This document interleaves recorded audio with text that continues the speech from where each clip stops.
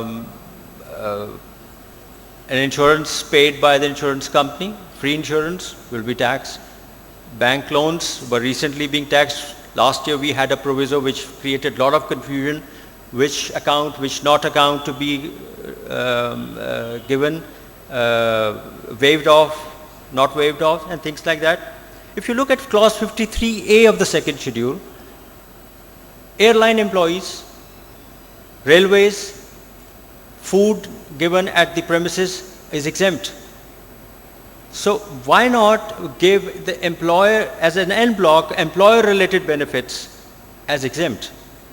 Because either we take them off also, the taxation should be that if it has to be across the board, everybody. Or we say employer related benefits. Now talking about particularly 13(7) and the proviso, again, with due respects, the clarifications that last year came was that, for example, provident fund के ऊपर आप, gratuity fund के ऊपर आप छोड़ दीजिए, तो आपको छोड़ दीजिएगा. But then the provident and the gratuity fund are not with the employer at all; they are a separate entity. So what are we correlating it with?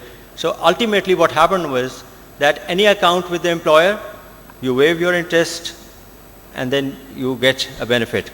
But then, is it going across the board to everybody?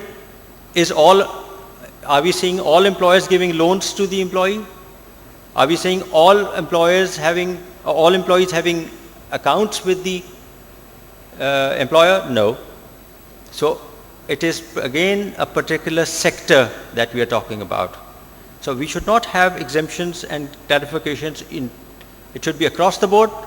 Whatever it should be for all. If a benefit has to come, it should come for all the taxpayers within a certain category, and it should be available for all.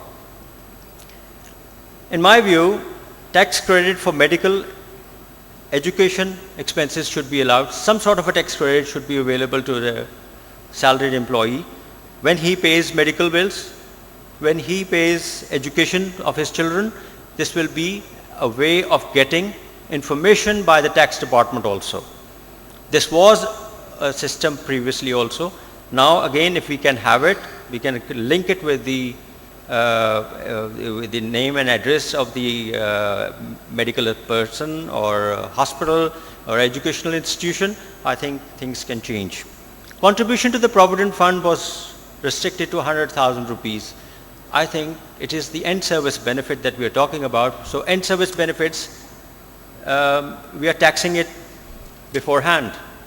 So this is again a very harsh sort of a thing. I think that restriction should be taken off, and 100,000 limit should be, if not enhanced, I would say removed definitely, but then not removed, then enhanced definitely. Next please.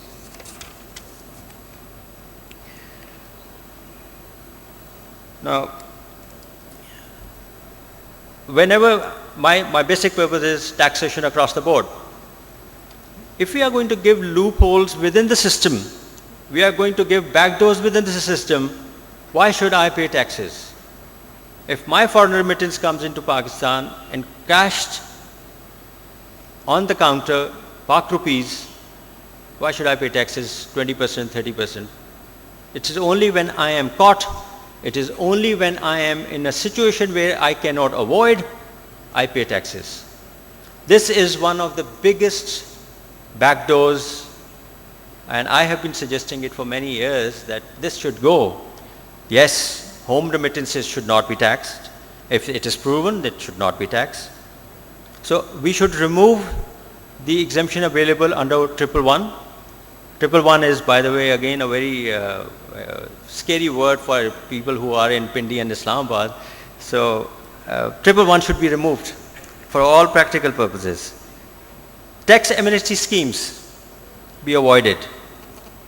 We have a permanent section now in the shape of 120A, and now recently also by SRO 288 we've introduced another amnesty for specifically these sales tax people, unregistered sales tax people. We should not give them. People know that if we do not pay taxes, somewhere along the line, 5-10 years, कुछ ना कुछ आएगा, मैं उसमें से दे के निकल जाऊंगा और फिर देखेंगे कि फिर आगे क्या होगा. So these kind of things should be removed. Next please.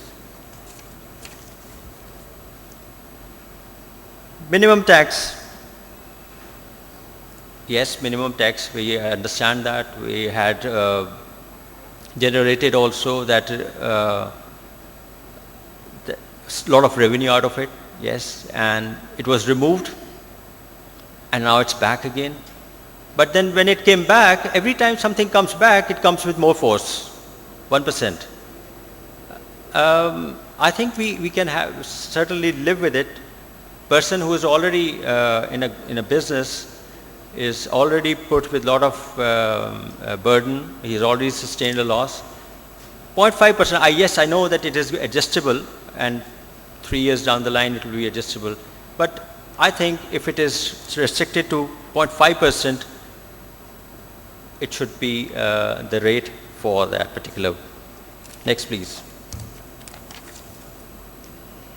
Section 122 of the ordinance is the key section in the ordinance which gives powers for amendment, whether it is through definite information like reopening of assessment or revising of the assessment.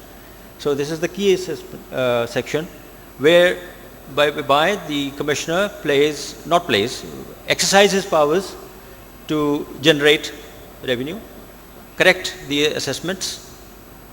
What needs to be done? There is a limitation provided that within certain period of times it can be reopened. But what happens when the notice is given and there is no limit for completion of the assessment? It lingers on and on and on and on until the time I have seen 2005 opened long time back, not finalizing. Yes, there were a lot of problems, jurisdictional problems, change on setups, RTOs being made, a lot of things coming up, yes. But I think there should be some limitation provided for finalization once the notice has been issued. Let's say up to 30th of June next year, in which in the financial year in which was issued, next year around, you should give him a clear 1 year to finish. And there's no rocket science involved in it, there's nothing so difficult involved in it, one can complete it. Especially 122 5A cases are not more than 3 or 4 hearings. It can be done quickly and done with it.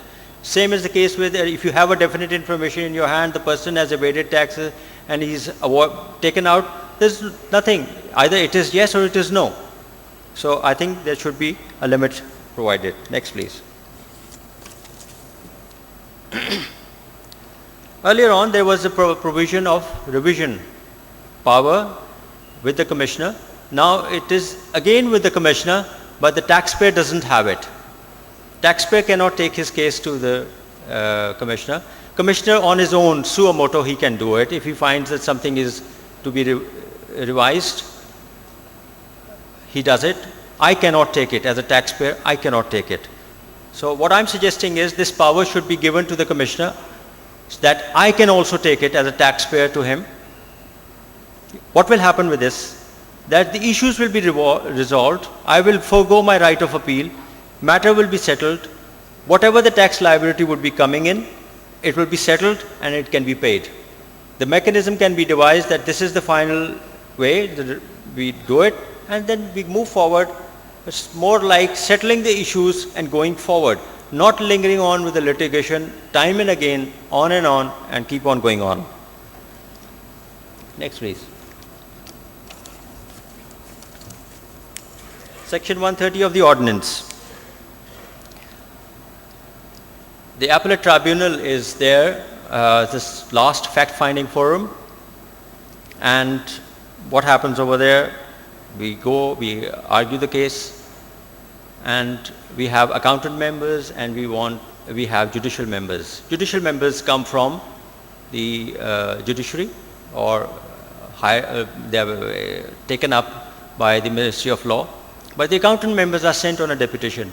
With due respects, most of the time the accountant member considers as a black water situation. मुश्किल वक्त में भेज दिया गया उसको, या अब ये भी समझा जाता है कि let's move into grade 21 over there, that is the easier way of going, and then I will come back into the system. This is what we feel, this is what I feel, this is how it is. It should not be. The justice has to be done.